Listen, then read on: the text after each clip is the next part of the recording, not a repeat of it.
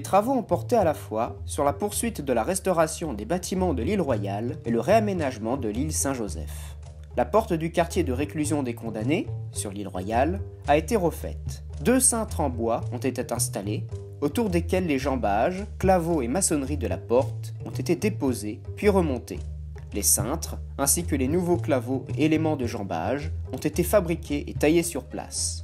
Sur l'île Saint-Joseph, un mur de pierres sèches a été dévégétalisé puis repris.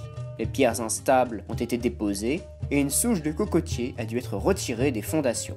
La brèche a ensuite été reprise en respectant l'alignement et l'appareillage d'origine. L'ancien four à chaux de l'île a été dégagé, puis son parement, son blocage et son arase ont été refaits. De plus, la banquette a été dévégétalisée, purgée et reprise. L'allée menant aux cellules a ensuite été nettoyée, puis damée. Enfin, sur l'île Royale, le mur de soutènement du carbet des pompiers a été restauré. Après dévégétalisation et déblaiement, les ventres des maçonneries ont été ouverts, puis celles-ci ont été refaites. Le haut du mur a lui aussi été maçonné. Des tuyaux de PVC ont par ailleurs été installés en travers du mur pour l'écoulement des eaux.